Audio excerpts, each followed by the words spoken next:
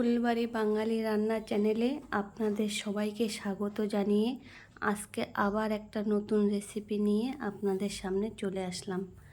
আজকে আমি শীদলের ছ্যাঁকা বানাবো। শীদলের ছ্যাঁকা তোমরা অনেকে খেয়েছো, আবার অনেকে খাওনি। শীদলের ছ্যাঁকা কিন্তু অনেকভাবেই বানানো যায়। আজকে আমি কিভাবে শীদলের ছ্যাঁকা বানালাম সেটাই আপনাদের সামনে তুলে ধরছি। আমি এখানে এক টুকরো শীদল নিয়েছি, সাথে নিয়েছি আদা কুচি, লঙ্কা আর রসুন, আর নিয়েছি ভাতের মাড়। একটা কড়াই গরম করে শুকনো কড়াইয়ের মধ্যে আমি আদা, রসুন, লঙ্কাগুলোকে ভেজে নেব।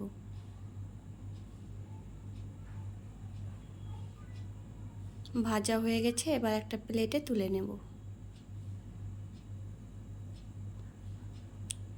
ওই কড়াইয়ের মধ্যে আমি দিয়ে দিলাম শীদল। শীদলটা আমি থেতু করে নিয়েছি। এভাবে শীদল ভাজলে শীদলের উপর নিচ পুরোটাই ভালো করে ভাজানো হয়। একটু সময় নিয়ে শীদলটা কিন্তু একদম পারফেক্টভাবে ভেজে নিতে হবে। ভাজা হয়ে গেছে, এবার প্লেটে তুলে নিলাম। এখন সবগুলো আমি একটু ঠান্ডা করে নিব। ঠান্ডা হয়ে গেছে, এবার একটা মিক্সচার জারের মধ্যে এগুলো দিয়ে দিব। এবার ঢাকনা বন্ধ করে এটাকে একটু গ্রেট করে নেব। গ্রেট করা আমার হয়ে গেছে, এবার একটা প্লেটে ঢেলে নেব। এখন আমি ওই কড়াইয়ের মধ্যে দিয়ে দিলাম একটু জল, আর দিয়ে দিলাম ভাতের মাড়। এবার দিয়ে দেবো স্বাদ মতো লবণ আর একটুখানি বেকিং সোডা।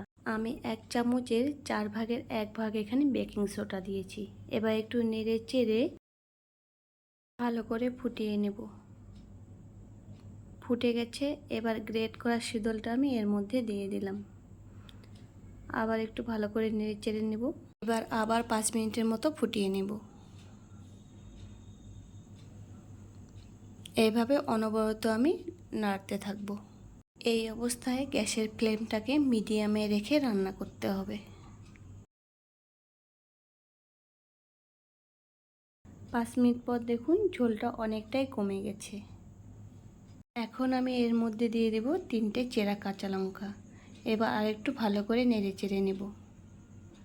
শীদলের ছ্যাঁকাটা আমার হয়ে গেছে, এবার নামিয়ে নেব। নামানোর পর দেখুন কতটা সুন্দর হয়েছে।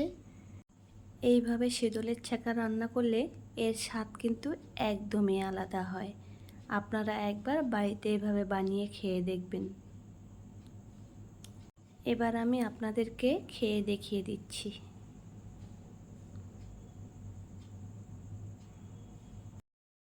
খেতে সত্যিই অসাধারণ হয়েছে।